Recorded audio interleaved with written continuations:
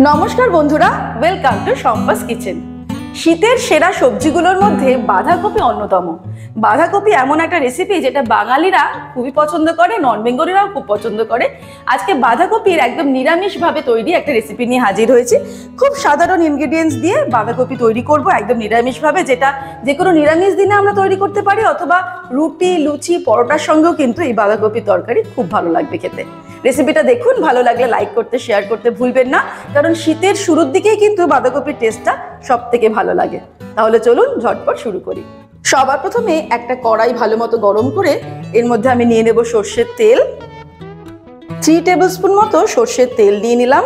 তেলটা ভালো মতো গরম হয়ে গেলে ফ্লেমটাকে মিডিয়ামে করে এর মধ্যে ভেজে নেব আলু।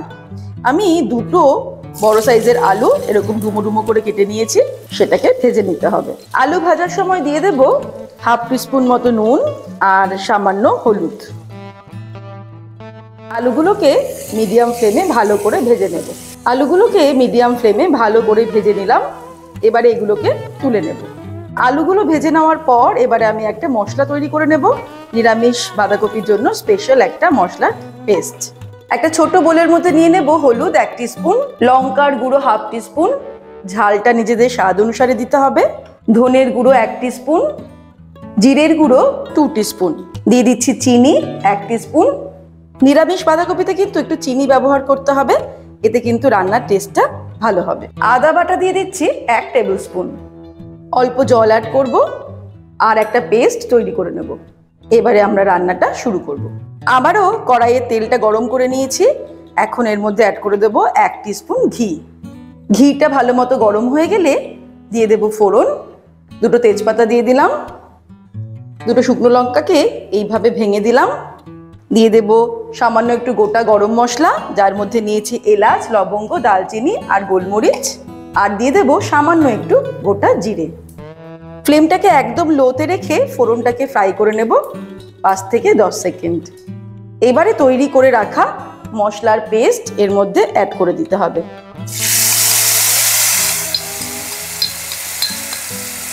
এই মশলার বাটিটা ধুয়ে সামান্য একটু জল দিয়ে দেব।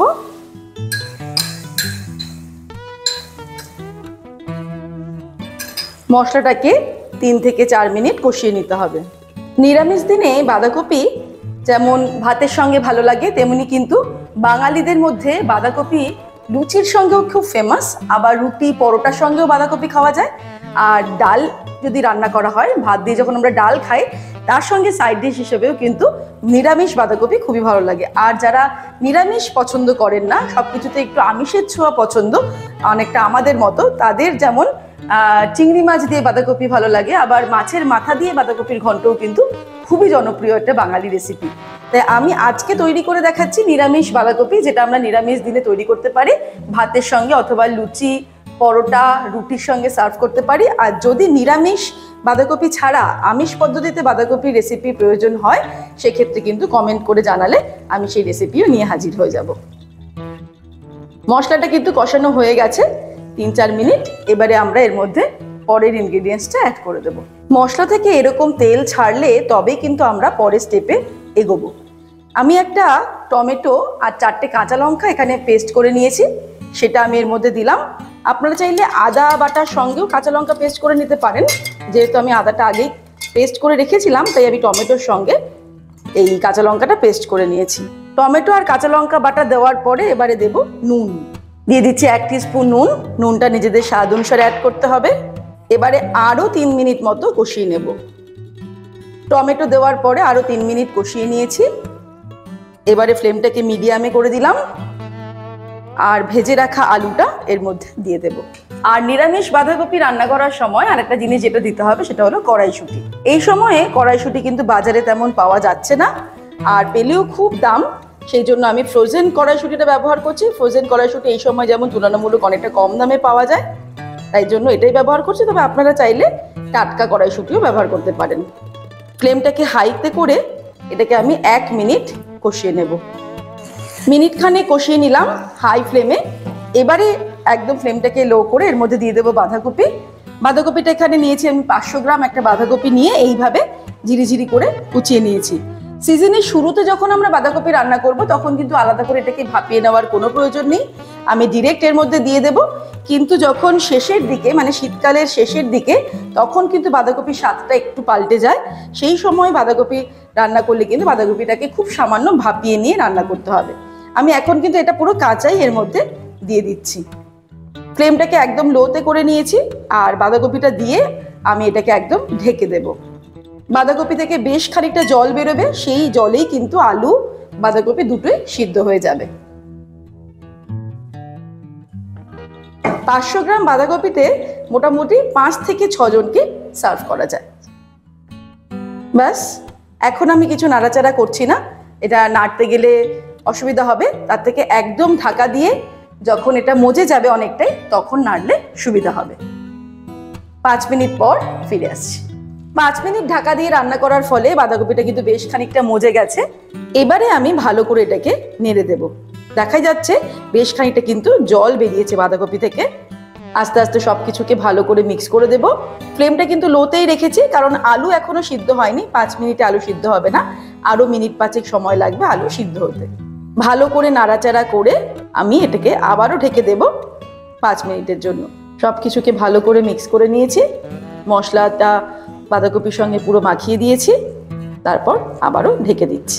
লো ফ্লেমে কিন্তু ঢাকতে হবে, না হলে কিন্তু নিচটা লেগে যেতে পারে। 5-7 মিনিট পর ফিরে আসছি। 5-7 মিনিট হয়ে গেলেই এবারে আমি ঢাকা খুলে দেব। এবারে কিন্তু আলু সিদ্ধ হয়ে গেছে। আলু সিদ্ধ হতে এর থেকে বেশি সময় লাগবে না। আর জলটাও বেশ খানিকটা টেনে এসেছে, কিন্তু একদম সম্পূর্ণ শুকিয়ে যখন তেল ছাড়তে শুরু করবে ততক্ষণ পর্যন্ত আমাদের এরকম লো ফ্লেমেই আমাদের নাড়তে নাড়তে রান্না করতে হবে। এই যে আলু কিন্তু সুন্দর মতো সিদ্ধ হয়ে গেছে। এবারে আমরা নাড়তে নাড়তে এটাকে রান্না করতে থাকবো। আর নুন মিষ্টিটা একটু টেস্ট করে দেখে নেব। আর 1 চামচ চিনি দিয়ে দিলাম, তবে নুন আর চিনিটা কিন্তু নিজেদের স্বাদ অনুসারে অ্যাড করতে হবে। আর খুব সামান্য একটু নুন দিলাম, 1/4 টিস্পুনের মতো। ফ্লেমটাকে মিডিয়াম টু লো করে নাড়তে নাড়তে রান্না করতে হবে। 5 মিনিট নাড়তে নাড়তে রান্না করলেই এটা কিন্তু কড়াই থেকে এরকম উঠে আসছে একদম দলা পাকিয়ে, আর তেলটাও বেশ কিছুটা ছেড়ে দিয়েছে। এবারে ফাইনালি আমি এর মধ্যে দিয়ে দেব গরম মশলার গুঁড়ো। 1/2 টিস্পুন গরম মশলার গুঁড়ো দিয়ে দিলাম, আর দিয়ে দেব সবশেষে ঘি। যে কোনো নিরামিষ রান্নায় একটু ঘি অ্যাড করলে কিন্তু তার সুগন্ধটা দারুণ লাগে। 2 টিস্পুন আমি ঘি দিয়ে দিলাম। ঘি আর গরম মশলা দিয়ে এটাকে একটু মিক্স করে নিতে হবে, যেহেতু এটা শুকনো জিনিস। মিক্স করে নিয়ে এবারে আমি ওভেনটাকে অফ করে দেব। ওভেনটাকে অফ করে দিচ্ছি আর তার সঙ্গে সঙ্গে এটাকে ঢেকে রাখছি আরো 5 মিনিট স্ট্যান্ড বাই টাইমে, যাতে ঘি গরম মশলার ফ্লেভারটা রান্নার মধ্যে ভালো মতো মিশে যায়। ব্যাস, খুব সহজে তৈরি হয়ে গেল দারুণ স্বাদের নিরামিষ বাঁধাকপির রেসিপি। এটা কিন্তু অবশ্যই বাড়িতে তৈরি করবেন, কারণ এই শীতের সিজনের শুরুর দিকেই কিন্তু বাঁধাকপির টেস্টটা সব থেকে ভালো লাগে। তাই ঝটপট বাড়িতে নিয়ে আসুন বাঁধাকপি, আর এইভাবে নিরামিষভাবে তৈরি করে ফেলুন। আর যদি আমিষভাবে খেতে ইচ্ছে করে, মানে আমিষ পদ্ধতিতে, তাহলে অবশ্যই কমেন্ট করে জানাবেন। আর আজকের এই রেসিপিটা ভালো লাগলে কিন্তু লাইক করতে আর শেয়ার করতে ভুলবেন না।